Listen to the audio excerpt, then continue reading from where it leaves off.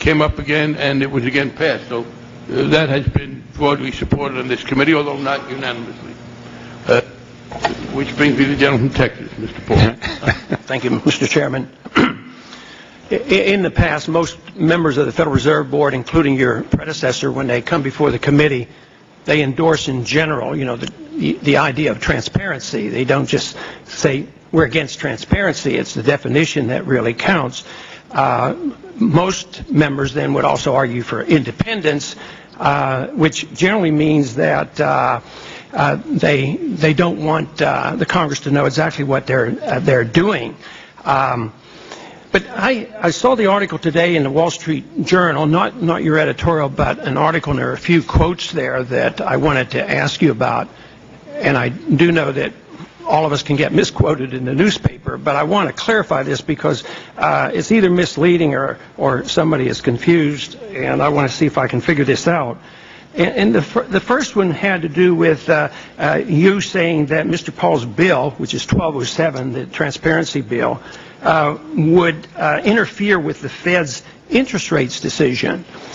And since I wrote the bill, and the intention, and I know what the intentions are, has nothing to do with interference with monetary policy or interest rates manipulations. There's nobody in the Congress going to be monitoring the Federal Open Market Committee. It's after the fact that an audit can occur and find out what transpired. There's no management. So is that your position, that this bill, if it were to be passed, would interfere directly with interest rates, setting interest rates? Well, Congressman Paul, at some point, as you know, we're going to have to start raising interest rates to avoid inflation. And people have talked about the politics of that and how whether the Fed will be able to do that without intervention or interference. If we were to raise interest rates at a meeting and someone in the Congress didn't like that and said, I want the GAO to audit that decision, wouldn't that be viewed as an interference or at least an ex post? No, I wouldn't think so. This is just reviewing it, and you can do what you want. What about today? Interest rates are artificially low. Could there be any political pressure to keep interest rates artificially low? Historically, that's been well known. It's been documented and written about how other Federal Reserve chairmen, they're on the verge of reappointment, and they know the president, and all of a sudden, so it's not like it's not politicized now. Just the fact that they can issue a lot of loans and special privileges to banks and corporations, that's political. This idea that it would be political because we know what happened afterwards just doesn't seem to add up. Since time is short, I want to go on to the next quote, which I find fascinating because hopefully I can agree with you on this one. Because this is in actual quotes, it says, we absolutely will not monetize the debt. Well, that's one of the major reforms sometime in the distant future that would be beautiful, because that would stop all this chaotic monetary policy, inflations and depressions and recessions and all the mess that we have. But you say you will not. At the same time, I quoted the $38 billion that was bought last week and the plan to buy $300 billion of U.S. securities. These securities are bought by dollars you create.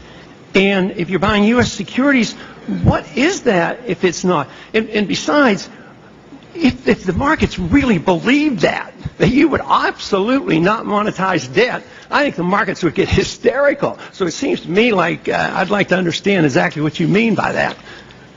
Well, the purpose of our limited program was to address private credit markets, Congressman. When we complete the $300 billion program that we announced, we will have less treasuries on our balance sheet than we did 2 years ago, because we sold off a lot of treasuries in order to make room for these other things we were doing. Secondly, after we complete that $300 billion, our share of outstanding treasuries will be at one of the lowest points in the post-war period. So we are not taking a significant portion of U.S. treasuries, and we are not actively intervening or actively trying to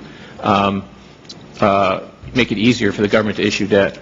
So you're saying if you buy $300 billion worth of U.S. government debt, that is not inflationary. The true definition of inflation is when you increase the money supply. And the immediate consequence is it sends out false, bad information. to the marketplace. So whether it's when the bubble is being formed or afterwards, all you're doing is inflating constantly. You've doubled the money supply. Interest rates are artificial. People make mistakes. So it seems to me that you're in the midst of massive inflation. But I guess you have a different definition. When you double the money supply, that's not inflation itself? Or are you looking at only prices?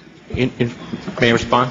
Briefly. Inflation is the change in the price of the consumer price level, which is that's very stable right now.